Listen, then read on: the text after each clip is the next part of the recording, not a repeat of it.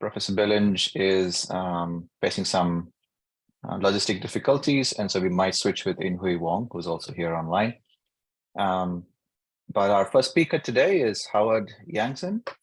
He's at the software group at the APS. He got his PhD in 2020 from the University of Nevada in Las Vegas in condensed matter and materials physics.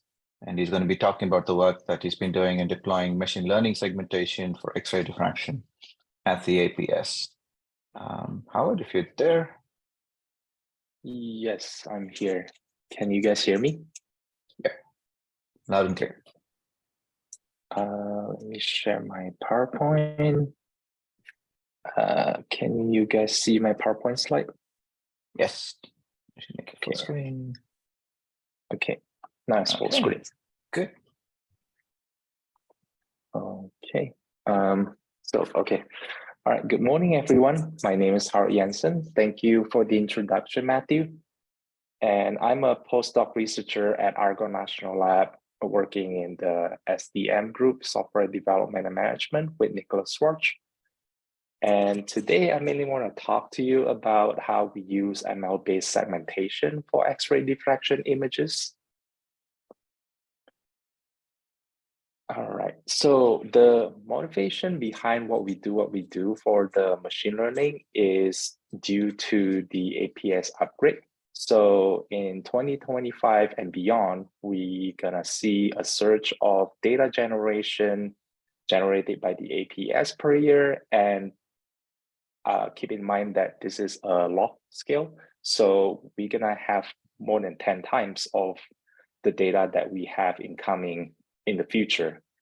So to aggregate all of this data that in the APS, we need something that is faster and more efficient and effective to essentially manage all of the data. Thus, we use machine learning to do a lot of our data pre-processing, post-processing, clustering to better manage all of the data. In particular here that I want to talk to you about, first, I would like to introduce all of you to GSAS2 software. So essentially, GSAS2 software is a crystallographic software for you to essentially probe the material structure.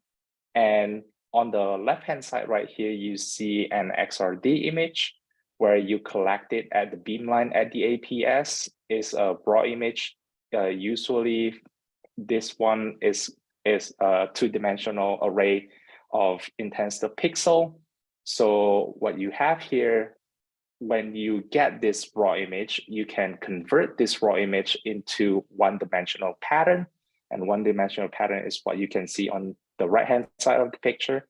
So how do you convert this one-dimensional pattern into, two-dimensional image into one-dimensional pattern?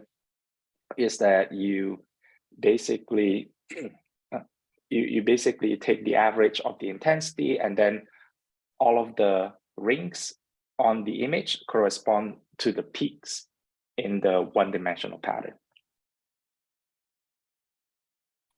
All right, so once you have the one-dimensional pattern, what you can do is you can use the rate field analysis or the label analysis to inspect the crystal structure of the material.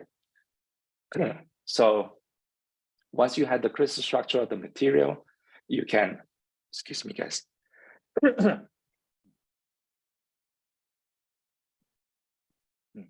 Sorry. So once you have the crystal structure of the material, what you can do is you can get a lot of information from the material itself. So for example, energy, forces, stress tensor, band gap, you name it. So the problem is that most of these two-dimensional images, they are fairly clean when you collect it from the beamline. So before you can actually convert this, you would like to clean the two-dimensional image. So if you see the arrow right here on the image, it corresponds to this peak right here on the one-dimensional pattern, right?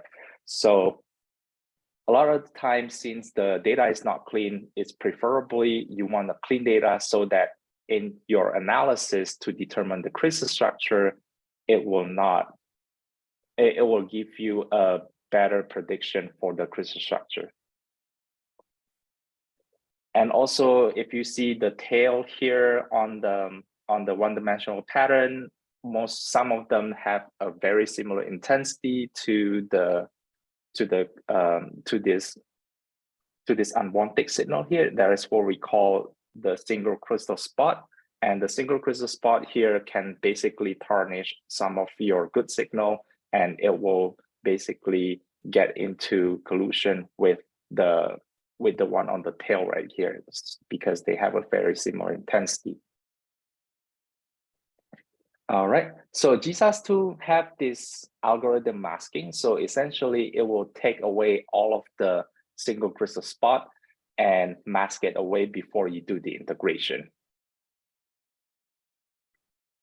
The problem with GSAS2 software is that it takes around 200 seconds to process one XRD image. And I should remind you, the one XRD image is about 2880. It's 2880 by 2880. That is about 8 million pixels. So in order for you to process this by hand, it will take a really long time to get all of the unwanted signal gone. And the other problem with the GSAS2 is that it can incorrectly label signals that are in the XRD image.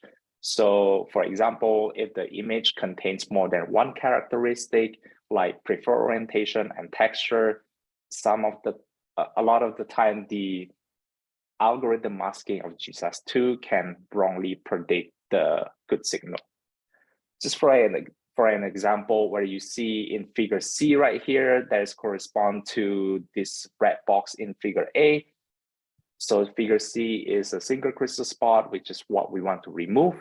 And the D and E correspond to the preferred orientation and texture, which what we want to preserve in this image. When we use the GSAS2 algorithm masking right here, if you can see my cursor, the preferred orientation on this side, it gets masked away by the algorithm, which we do not want that to happen. Because if we do that, then it will essentially reduce the amount of the intensity peak on the one-dimensional array, one-dimensional pattern. So if we do that, then we might get a wrong analysis coming out of it. So what we do here is we use ML-based segmentation to mask the two-dimensional image. And here in particular, I'm using 6 data set: nickel, battery 1, 2, 3, 4, and 5.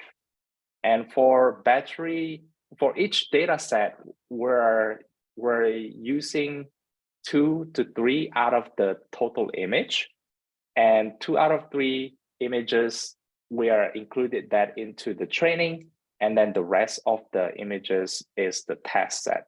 So especially for battery 5, we're not including that data set into the training, which I'll explain why later. And for each of these data set, they belong to in a very different experimental condition. So for example, all of these battery 1 have different charging and discharging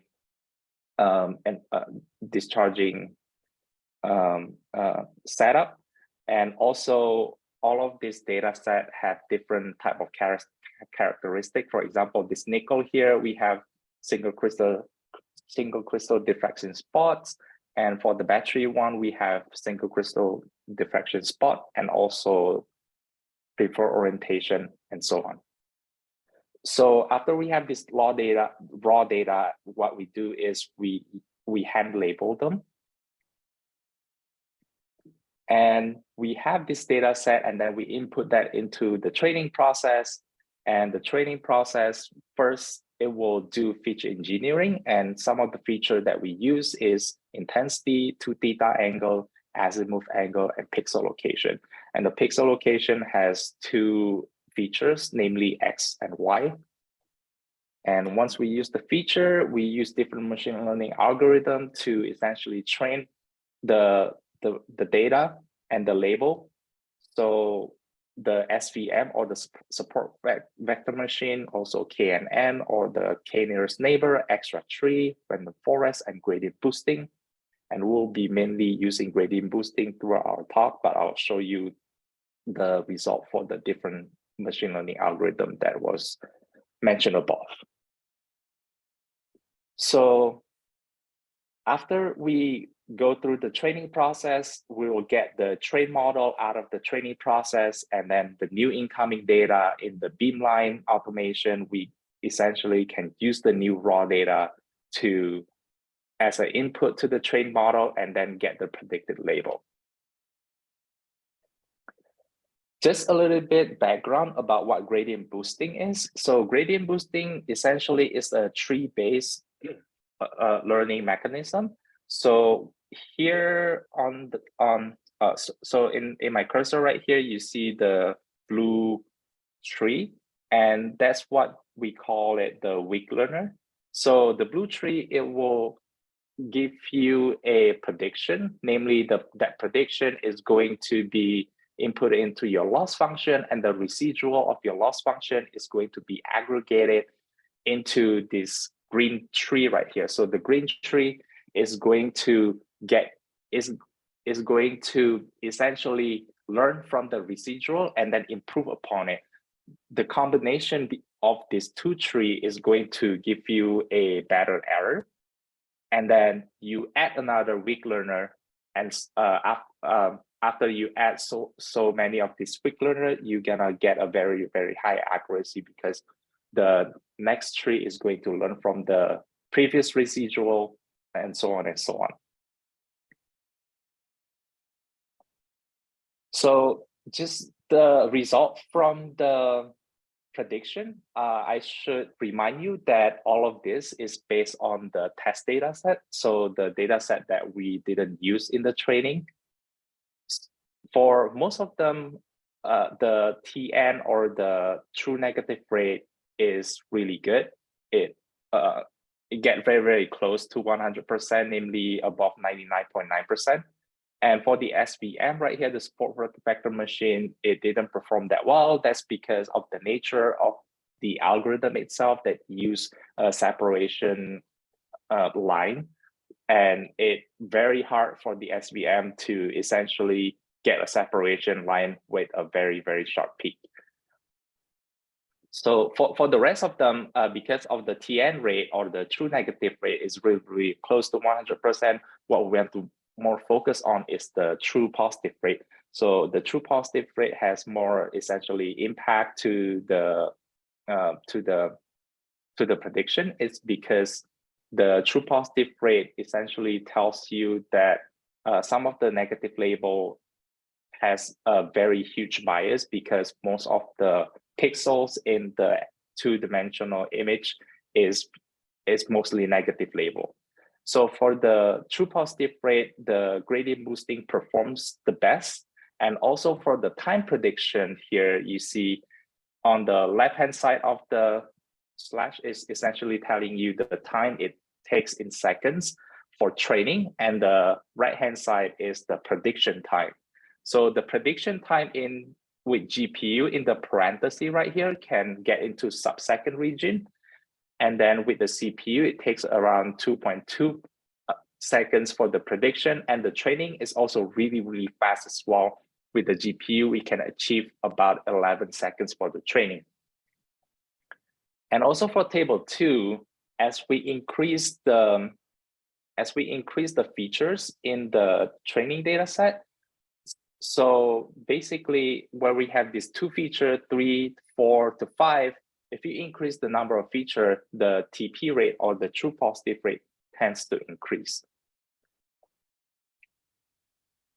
There's another way for you to get a better prediction, is to essentially increase the complexity of the gradient boosting itself. In this particular case, we use the maximum depth as one of the hyperparameter So if we increase the maximum depth, the prediction or the TP rate tend to increase.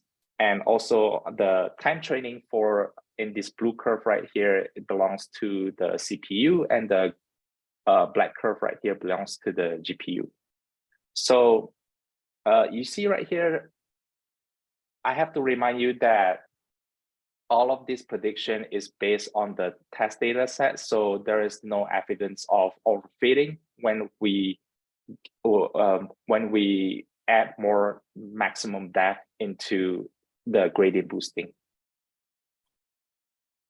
So this is the qualitative prediction of all of the data set. So on the left-hand side, you see is the hand label data, and then on the right-hand side is the prediction from the gradient boosting itself. And the qualitative data seems like it can actually predict a really good result from the label data.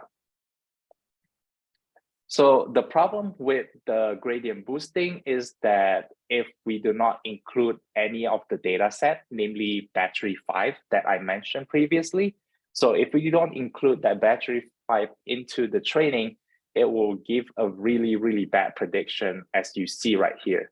So in terms of transferability of the model, the gradient boosting didn't perform that well. That's why we have to move into a different segmentation algorithm, namely CNN-based segmentation. So the CNN-based segmentation here, although we don't include the battery 5, we can see some of the single crystal spot is being masked away by the CNN-based segmentation. And essentially, this is the second part of my talk that I'm going to go into more in depth what the CNN-based segmentation can do. So with the CNN-based segmentation, we're using this DLCI package. So DLCI is essentially a Python library that you can use for deep learning scientific image analysis. And there are 3 different algorithms that you can use. In this particular case today, I'm just going to talk about the tunable UNets right here, which is what we use for the segmentation algorithm for the XRD image. So what we do here is essentially before we input anything into the UNet architecture, right? So because of the XRD image is really, really large, namely 2880 by 2880, so we cannot put this whole image into the CNN, because imagine if you have 8 million pixel and then times 100 fully connected layer, so you have 8 million parameters to deal with for the neural network. So what we do is that we chop this big image into sub images, as you can see in this red image, in this red box right here. So we input the red box as a smaller image into the CNN-based segmentation, or namely the UNet. So the UNet is what we do. So what it does is that it will take the image and then it will downsample, right? It will downsample on this side, and then on the other side, it will upsample it back into its original image. And the original image will output 0 or 1, 1 being masked. And as you can see right here, the performance of that labeling itself is really, really good. It can actually detect that single crystal diffraction spot. Again, just to remind you, for the data set that we're using the same data set as previous, and battery 5 is not included in the data set as a training. And we take 2 to 3 images out of the total image for each data set as the training. And then here I include the perfect data set. So essentially the perfect data set just to help to detect what the ring is for the CNN, and it only contains the powder rings. So there is no single crystal diffraction spot or texture or the preferred orientation. And as I said before, we chop these big images into different resolution, namely 128 by 128, all the way up to 1024 by 1024. Because we chop this differently, we're gonna have different sample size into the for the training data set. And all of this training is essentially done in one NVIDIA A100 GPU. And for the result right here is essentially the test data set that we're using. If you see for each of the sub images, the smaller sub images tends to get the peak performance earlier in the training. So namely, for example, 128 by 128, the peak performance is at 50 epoch. And then the training after 50 epoch essentially will give you overfitting. So we have to keep in mind that the more training for this data set is going to lead to overfitting, which we don't want. So we have to inspect the number of epoch and save the model that way so that we can use the optimal one. Which understandable because, for example, 1024 by 1024 versus 128 by 128, 1024 has a lot more weight parameter to consider because of the larger image that correspond to larger weight parameters. That's why it leads to more training to get the optimal parameters. And then here, not only that we use the true original image, but because of the XRD pattern contains concentric rings. So what we can do, we can rotate it 90 degree, 180 degree, 270 degree to get different data set. So here, if you see the one that is not in the parenthesis, for example, this battery one right here is the prediction of the true positive rate of the 90 degree angle of the 90 degree rotation. Also, we can fit that in with X along the axis 0 and axis 1, right? So if we don't include this data into this rotated or manipulated data into the training, we tend to get a less accurate prediction for its rotated image. And after we include that into the training data set, we tend to get a better prediction. Also, for example, for this battery one right here, we get a slightly improvement just by including the manipulated image into the training. Okay, so lastly, I want to tell you about how this corresponds to the one-dimensional pattern. So in this pattern here in D, we see the red spot, so the red peak. So essentially the red peak tells you about the single crystal diffraction spot, which what we want to remove. And for the GSAS2 algorithm masking and the UNet masking, it actually removed the peak. Although what's prominent here is if you see this blue peak right here on the GSAS2 masking algorithm, it dampens the intensity of this aluminum peak by a lot, which you could argue that some of the case that we don't want that to happen when you do the analysis. So, and if you see for this F figure right here, the UNet masking or the CNN based segmentation algorithm can essentially preserve the intensity as there is no masking. So with that, I would like to conclude the GSAS2 masking is slow and sometimes it can falsely identify good signal. And for the ML-based segmentation, for example, the gradient boosting, it provides very, very fast training and fast prediction, although it has very poor transferability. And then for the CNN-based segmentation, because we're using GPU, although the training is slow, but it can provide a really fast prediction. And it has very great transferability. And I would like to thank all of the people that are involved in this project, especially the ML Exchange team and at the LBL. and also from the SRS group that provided the data. Also, I would thank the people in my group as the SDM group at the NL, and also for the Sector 18 ID for lending me the GPU. And with that, thank you for your attention. I will take any question that you have. Thank you, Howard, for a very nice talk. So we have time for a few. We have time for a few questions, so please feel free to unmute and ask. You can also drop it in the chat or raise a hand, however you prefer. Any questions from the audience?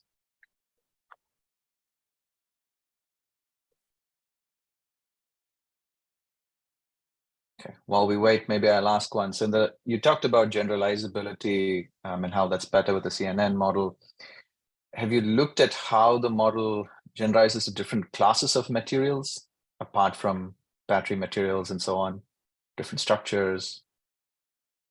Yeah, so a part of that, I haven't looked at different structure, although for that perfect powder that I mentioned earlier, it contains different materials.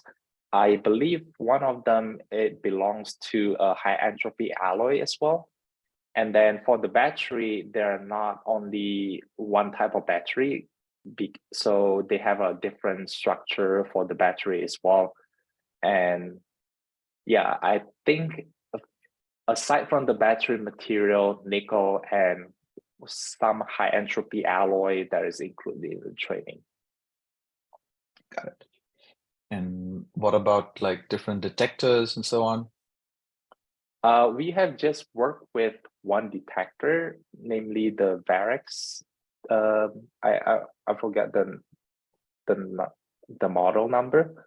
So yeah, we just work with one particular detector, although if the detector have different size, I think for the CNN base, we can chop it in such a way that we can reuse the model from other detector into the training, because essentially we're chopping all of these images into 128 or 225 or 512, right? So we can reuse the model as long as we chop this huge image into its corresponding resolution. Okay. Well, I think you might have to like consider like the different statistics of different detector models as well. That makes sense. Yes. Yeah, I think so. So maybe in the next step, we would like to collect different data set from different detector, so that if we can see a good prediction with the CNN base that we use in one detector, if it can essentially take the prediction from the other detector and do well, it will be a really, really big improvement. Sounds good. Do you still have a couple of minutes for questions? Anyone in the audience have a burning question they'd like to ask? Yeah, Howard, it's really nice talk. Let's continue what the method mentioned about to extend to different detector material. So what's your in the near future plan? Do you also plan to do something with the beamline to implement your program in the beamline, or what else to expand your research? Yeah, so for the next step is essentially we would like this algorithm to be in the beamline, so in the automation process. So once you collect the XRD data, we would like to see if this processing of the image is going to get rid of the noise. And also it will really help for the storage as well, right? So if you store the two-dimensional image, it will take a lot of storage. The last time I checked, the one image is around 33 megabyte, and the one-dimensional pattern, which after you remove the noise and then you convert that into one-dimensional pattern, it can reduce the data size by 1,000-fold. So with that being said, that if we can integrate this algorithm into the beamline, so with that we don't have to store the XRD image, rather just store the one-dimensional pattern, I think that would help a lot with the storage. Not just the storage, also the users do not have to hand label them if they don't want to. because all of this just going into the pipeline. So you collect the data, pre-process it with the CNN segmentation, and then you get the clean data, and then it will also integrate the one-dimensional pattern for you. Thanks, Howard. Thanks, Thank you. Cheng Jun. Thanks, Howard. So we're exactly at 9:40, and I think we should switch to the next speaker. But Howard, there's one more question in the chat from Long Yang. So could I ask you to take a look at that while the next speaker sets up? So I thought I saw Professor Billinge. I think I see Professor Billinge here. Yes, I'm here. Yeah, so I can go ahead now if you want me to. Hey, Simon, yes, thank you so much for making it. I hear you had some logistic difficulties. Yeah, I flew from Berkeley, California to Oxford in the UK this morning. So, Oh, wow. but there should have been 2 hours clear, but of course things were late. Yeah. The pilot couldn't steer the plane. Got it. Well, it's wonderful to have you here. And while you set up, I'll quickly introduce you. So our next speaker is Professor Simon Billinge. He's at the Department of Applied Physics and Applied Math at Columbia University. He's very, very famous in our community. He's published over 200 papers. And among his many awards and recognitions, he's a fellow of the American Physical Society and the Neutron Scattering Society of America. His research focuses on the study of local structure-property relationships of disordered crystals and nanocrystals using advanced X-ray and neutron diffraction techniques. And in particular, he's a leader in the development of atomic pair distribution function, or PDF methods, to complex materials. So, Professor Billinge, it's wonderful to have you here. We see your slides.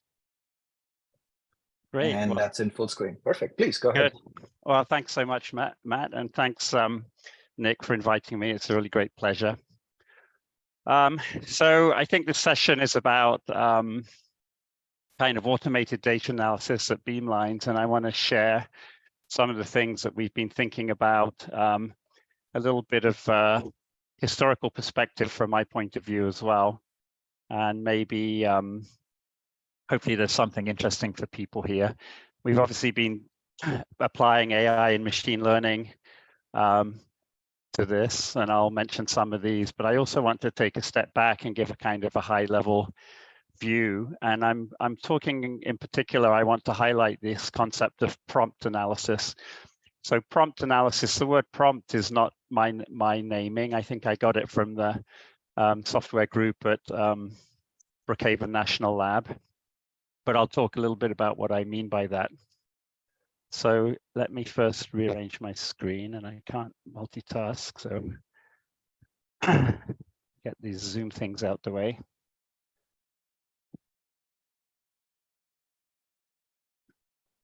And get a laser pointer. Okay, so I don't know if it's the current situation, but the recent situation about the way that we do data analysis, I want to call old school data analysis. Another name for this is hard drive TIFFs analysis, or months of grad student pain analysis. I think we've all experienced this, where you go to the beamline, you're collecting data like crazy. You don't have the ability to really analyze it really well on the fly. You can do some small things.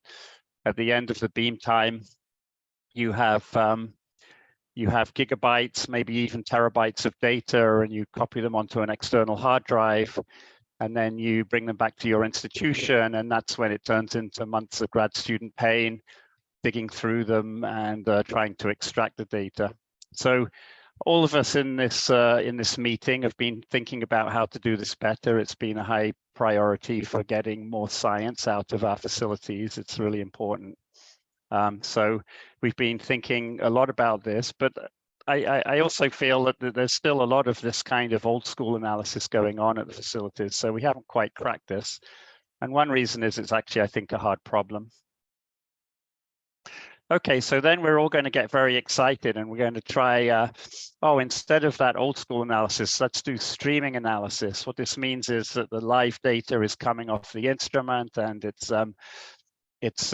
in a streaming mode, and we're capturing as it streams. And my graduate students get very excited about this, and so we also call this streaming analysis as as it will be done automatically, including the writing the paper analysis, and I solve my scientific problem on the fly analysis. And so we're all very excited about this possibility, and we're all working towards this. But some things that we've learned when we've tried to implement this, especially in my group, is that there's actually significant technological overheads associated with the streaming part. You have to use quite a different software setup, quite a different networking setup. It might involve edge computing. You need to have message passing and streams that can be registered to and callbacks. And this is stuff that we're not really used to. We're kind of much more used to having a Jupyter notebook and doing things in batch mode. That's really a comfort zone for a lot of scientists. And that's really coming from this kind of batch analysis approach. And let's say that we even succeed at the beam time, we have all that infrastructure set up and everything's working brilliantly and you're visualizing the data in real time. And then it's time for you to go home. And then actually when you go home, none of that infrastructure is there on your computer at home anymore. So you can't kind of redo anything that you did at the beamline. And of course, the masking wasn't perfect and the scaling of the background wasn't perfect. And you have to redo all the analysis again. And so even though it was streaming at the beamline, once you get home, you're back to this old school analysis again. So I don't want to be too negative about streaming analysis. I mean, it's needed for autonomous operations, and we're all excited about doing autonomous, which means automated experiments under computer control. And they definitely need this kind of streaming analysis because you need to get some kind of reduced data that you can then use to make decisions about subsequent experiments based on the results of previous experiments. But then the question rises up, you know, something that we've run into when we've started even thinking about autonomous experiments, and that is of all of the universe of experiments that we do, like how many of them would benefit from being automated? And it turns out that definitely not all of them by any means. So the experiment needs to have the right, you need to be controlling changes at the beamline on the right time scale compared to your measurement. The data analysis needs to be happening on the right time scale. And typically the experiment you're doing should be reversible because you want to go back and forth where you want to overstep the mark and then go back and sample an earlier point. And if everything you're doing is irreversible, that becomes very costly and difficult. And so the last point I want to make is when we go for this fully autonomous operation, are we even sure it's what we really want to do? It completely cuts the human out of the loop. And I think that the reason that we're doing science, one reason is to solve technological problems and make better batteries and address the climate crisis. But the other reason is that we're just human beings. We want to investigate the universe. We want to understand materials. We want to understand batteries. And we kind of don't want to be taken completely out of the loop. The reason we're doing the experiment in the first place is because we want to interact with the system and learn something from it. So that says we definitely want to move on from old school analysis, and I am excited about streaming YS analysis, but there's definitely something in between. And that's what I would think might be a Goldilocks kind of analysis, which is the prompt analysis, where we have AI and machine learning helping us, but it's really a handshake. It's an interaction between humans and AI. The AI is enabling us to do, it's taking care of tedious tasks and tasks that are not well done by humans, but actually the tasks that are well done by humans, we're doing. And so this is where prompt analysis comes in. And of course, what prompt analysis is not all the way to streaming. It's batch mode analysis, but it's prompt, it's rapid. So prompt analysis, the human is not only in the loop, but driving it. Having said that, tedious repetitive tasks are handled by AI and the data analysis automation. But it's done in such a way that the human can gain insights very rapidly. And what's very important is that then they can iterate straightforwardly on the results. So typically what we want to do is to try one analysis and then try another analysis and then compare the results. And this means being able to iterate in order to gain our scientific insights. My students would also love ChatGPT to then write the paper, but that's a topic for a different talk. So riffing a little bit on this this fair data concept, findable, accessible, interoperable, and reproducible. I think that this prompt analysis should be FIRI, F-I-R-I, which is fast, iterative, reproducible. Oh, sorry, fast, interactive, reproducible, and iterable. And these should be the watchwords. And we're trying to build software frameworks that allow us to do this FIRI type prompt analysis. So that's me setting up the problem. Let's be, you know, I think people should work on streaming, but let's also think about this new kind of prompt FIRI analysis. In order to do this FIRI type analysis, here's some things that we need to be able to do. We need to be able to find and fetch the data when we need to. Let's call that search and fetch. We need to be able to bundle and sort the data, label and cluster it. So I call this bundling complexity. I think it's one of the most important complexities in our data analysis, data reduction process, and it needs to be addressed head on. We need to obviously be able to visualize the data. And then there's two steps. One thing is that we want to be able to extract useful signals from the data. I came very late to the session, I'm afraid, so I didn't hear all the talks. But in the last talk, for example, was addressing the signal extraction thing when there were some pixels that needed to be masked.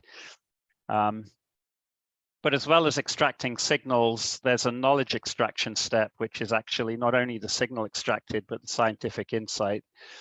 And finally, of course, we need to iterate the analyses. And one thing I want to add here is, so when we iterate, we want to be able to compare outcomes quickly. But for the benefits of science, we need to be able to do things also reproducibly. So when we do very intensive computational dependent science, there's very little accountability and very little reproducibility. You can run a bunch of different Jupyter notebooks on some data and you'll get a different result and no one will quite know why it's different and something changed and something was edited in one of the cells and so on. We want to move away from that, where when you publish something, somebody else can reproduce that analysis. This is something we would love to get to. There's some chats. Let me make sure they're not saying, okay, they're not saying, Simon, we can't hear you. Okay. All right, so let's look at what the current situation with respect to these 6 different things are. So the first one is the searchability and fetchability of the data. Current situation, this is completely disastrous. We've been trying for years and years to try and get data out of data stores at Brookhaven, and there are firewalls, and finding it, even when we have the databases at home and they have metadata, we don't have very powerful search tools. And it's really something that is causing us all kinds of headaches for a long time. So a lot of work needs to be done on number 1. Number 2, I mentioned that I think that bundling complexity is one of the major challenges in getting this to work in a really good way. Visualization, I think there's really good progress here. There's lots and lots of different tools and capabilities for doing visualization, slicing, and looking at plots. And in the last few years, actually, signal extraction, there's good progress here. And again, I think we're hearing about that in the meeting here. There's plenty of unsupervised machine learning that helps us to extract signals quite well, denoise them. There's definitely more to do. Extracting insights from the data is on the supervised machine learning and modeling side, and there's also good progress here using machine learning, AI, and non-AI. I've got this acronym MTD here, and I have no idea what it means. Sorry, maybe I'll remember later. And then finally, iterating these things in a reproducible way, again, I think is completely disastrous. That's a major challenge for getting this thing all to work. So that's my current view of where we are. What's the current practice? So when you try and develop a new way of doing analysis, it's always good to look at the way it is now. I think one example I take inspiration from is people for many years wanted to make e-readers, so things like Kindles. And the competition there is basically print on paper. And it turns out that that's an old technology, but it's a really, really good technology. So what we want to do in each of these cases is identify what the paper is, what the paper technology is, and then that can help us to maybe understand the problem. So in terms of finding and fetching the data, what's the current practice?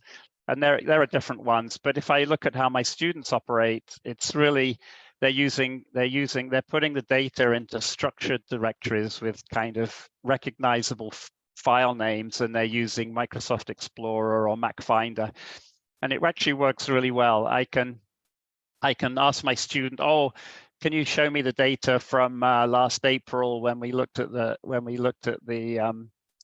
manganite, and they'll think about it for a second, and then they'll kind of very rapidly go through their file system and they'll find it. And so it turns out that this technology is really hard to beat when you have kind of database backends.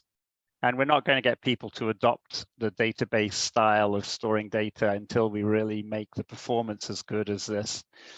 How do people handle the data bundling? And I think they also basically use the file system on their computers, and they tend to use metadata file names for the sorting. So again, what they'll have a folder, and it will say, you know, manganite underscore April data, and then in that folder, they'll have one subfolder which is like good scans and one bad scans or something. So they're handling the bundling complexity, the sorting by kind of manually sorting files into subfolders.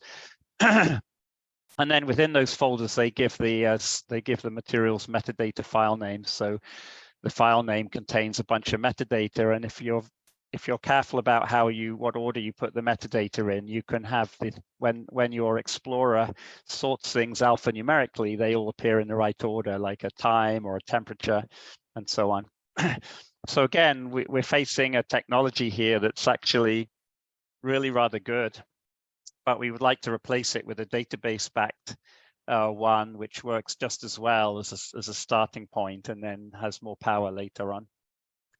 The visualization, I don't really want to talk about. There are, of course, many of them. What people are doing to extract signals from the data currently, there's beginning to be adopted machine learning methods, but currently it's very manual and slow. You basically take slices from the data and you look at the slices. I call it slice and viz.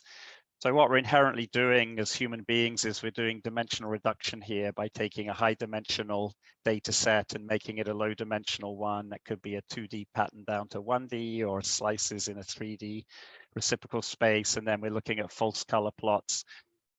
And then we're saying this data's spotty and this data's smooth. So then it's very manual, very slow.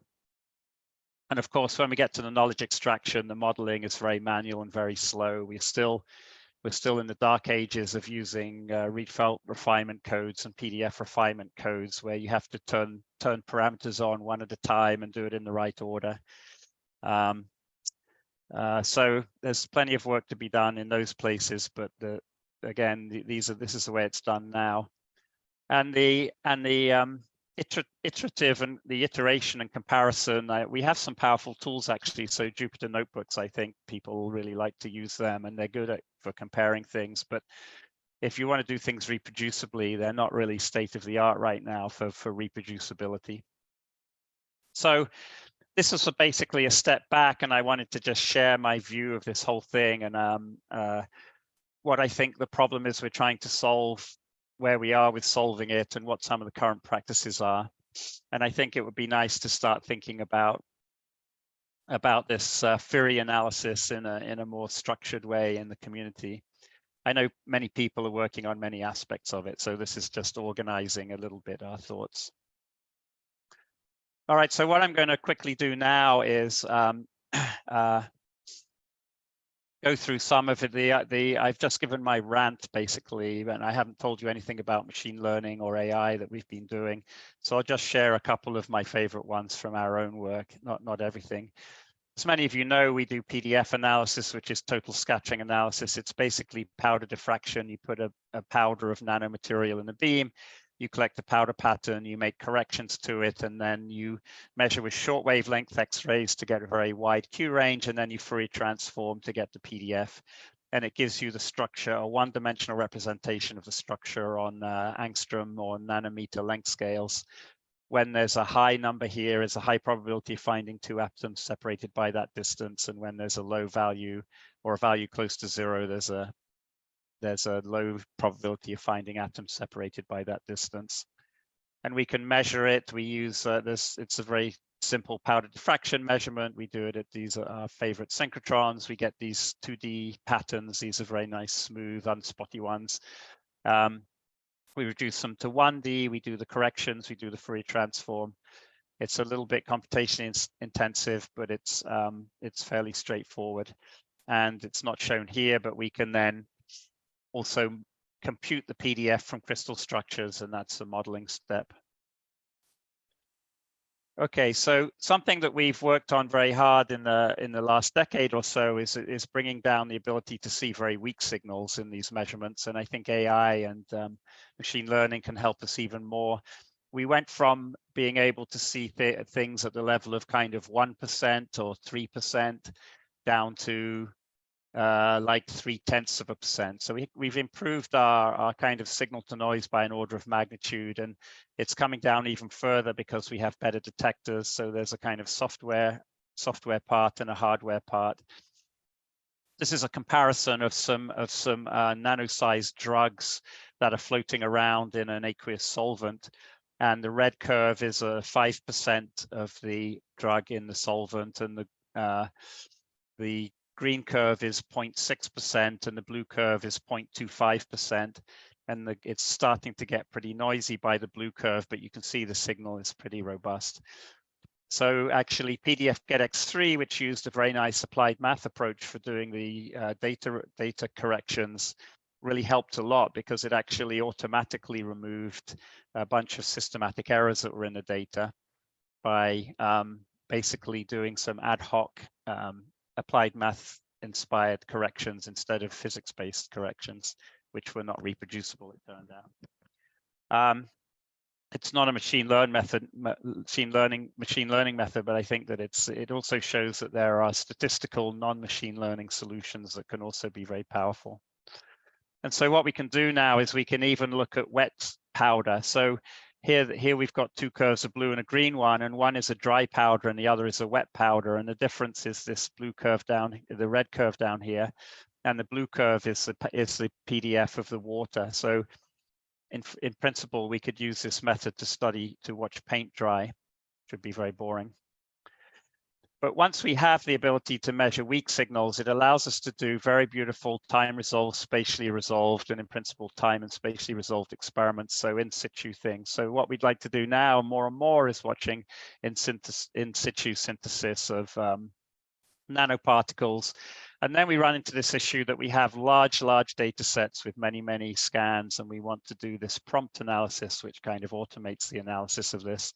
We can have running devices in the beam. This is a PEM fuel cell, a proton exchange membrane fuel cell that was actually running in the beam, and we could follow the coarsening of platinum nanoparticle catalysts as it cycled.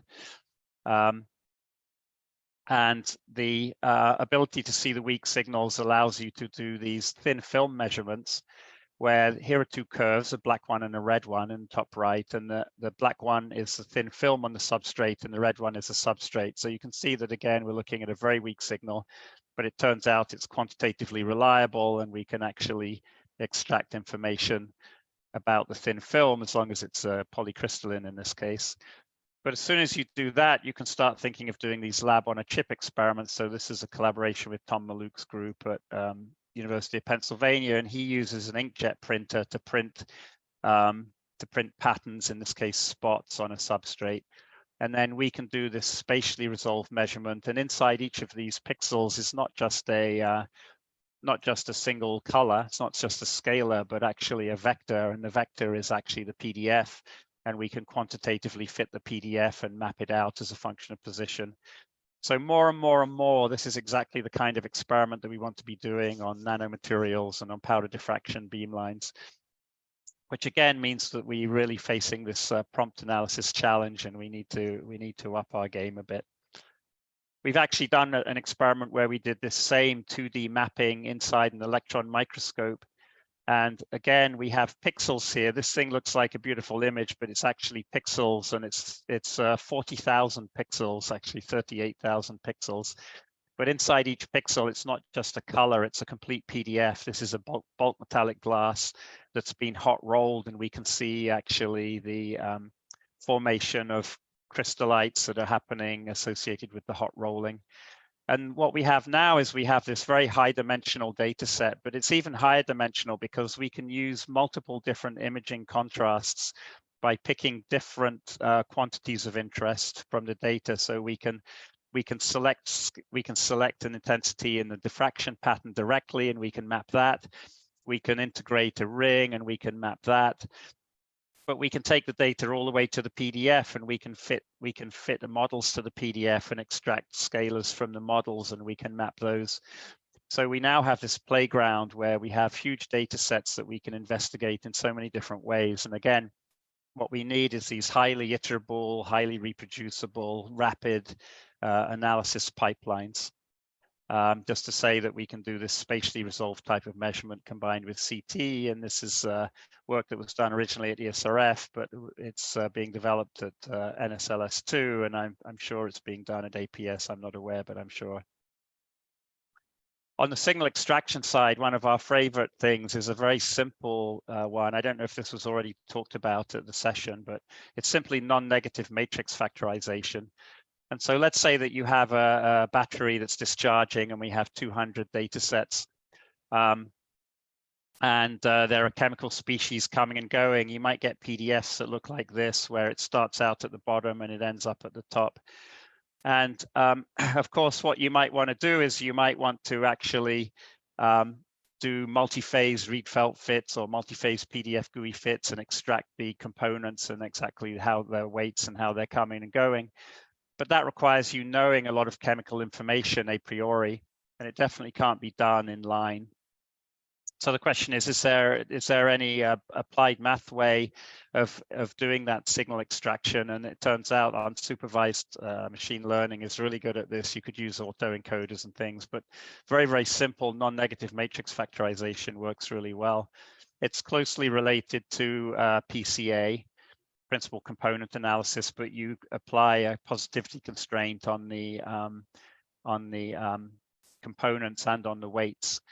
And then it turns out that the decomposition gives you back beautifully actually the physical components. So the mathematical components end up looking very like the physical components.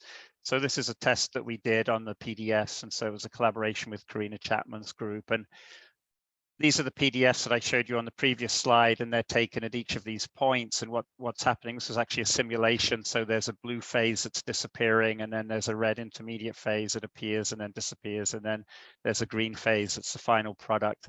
And these are what the PDFs look like of each of the phases, and these are the weights.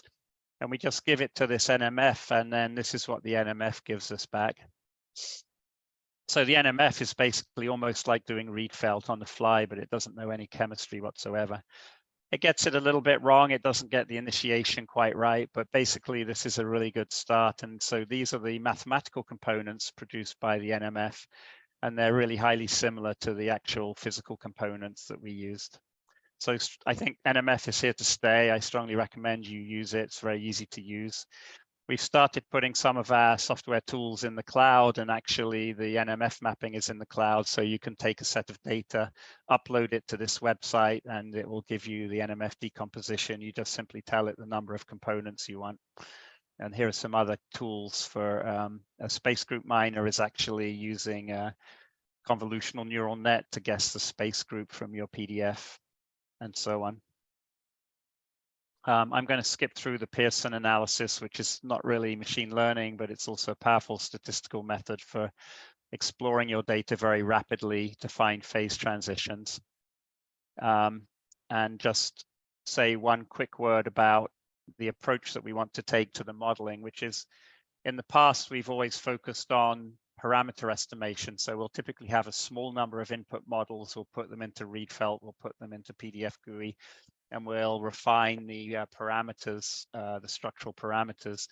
And we're moving over to a modality where we want to do actually model selection more aggressively. So rather than just have one model and do parameter extraction, we want to actually throw hundreds and even thousands of models at the data and screen different models in this way. And one reason we want to do this is it's much more well adapted to the kind of machine learning approach. So there'll be some machine learning accelerations that can be done when you do the modeling this way. So this was cluster mining that was done by Soham, former graduate student, when he was in my group. And we algorithmically generate like large numbers of different close packed metallic nanoparticles, and then we just screen them against our data set.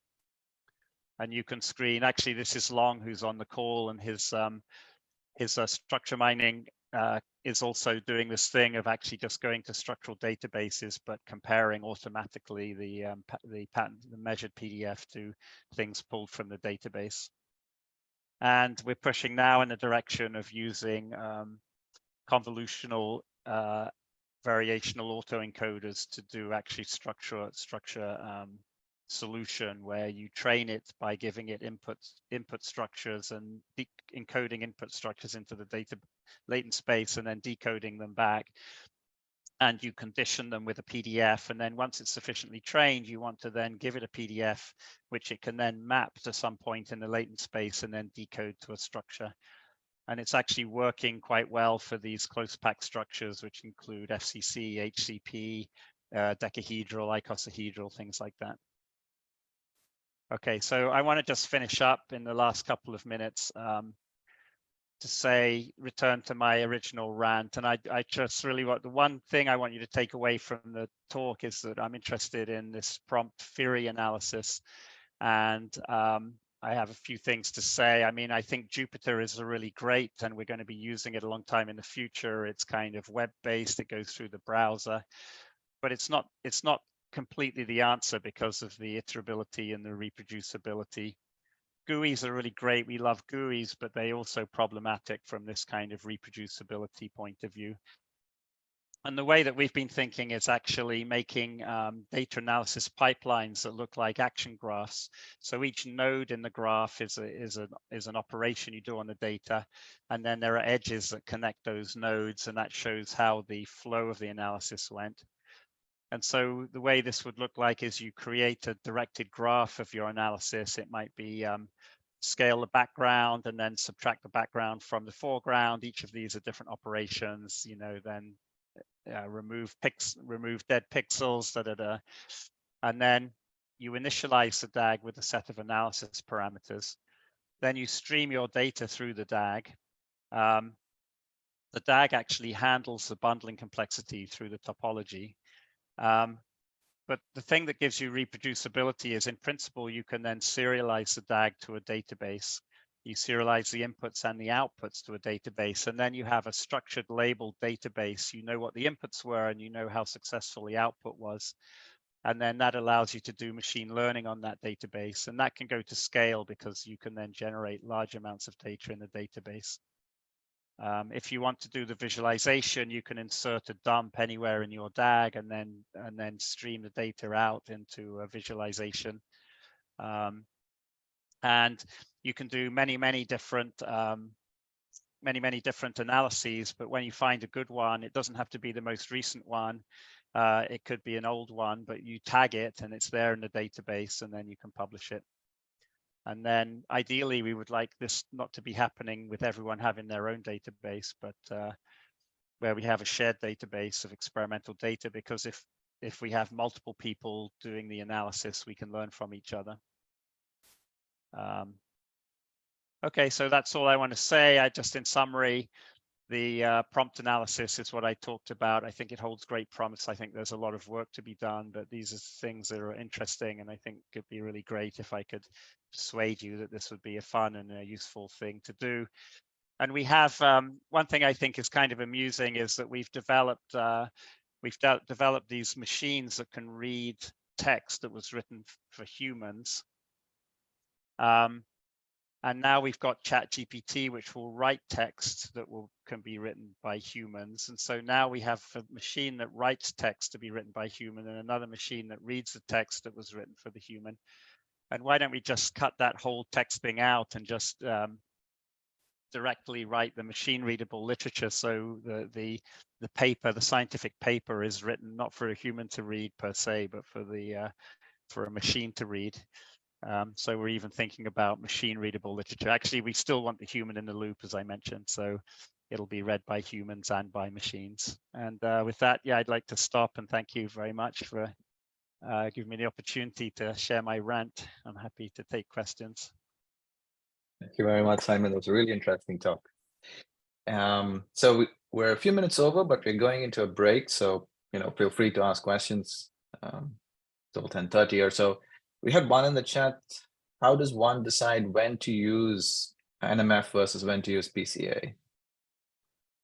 Well, so PCA is mathematically rigorous, but it's actually giving you the components which kind of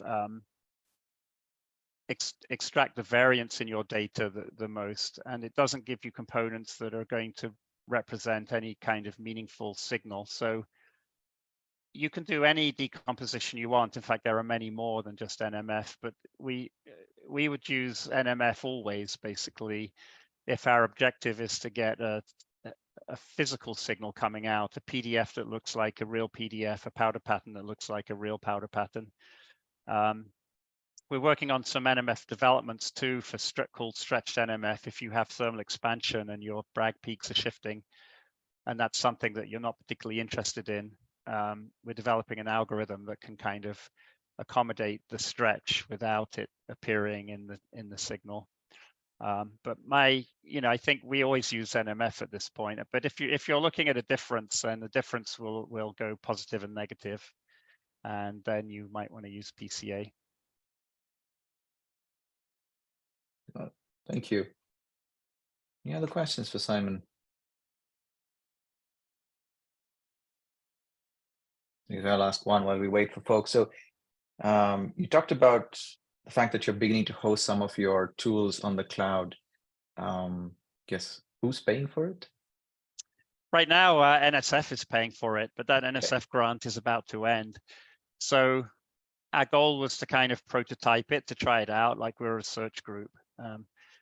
And I would like it to be renewed for another period because it's working really well, but we haven't had it working long enough to see how well it's going to be adopted.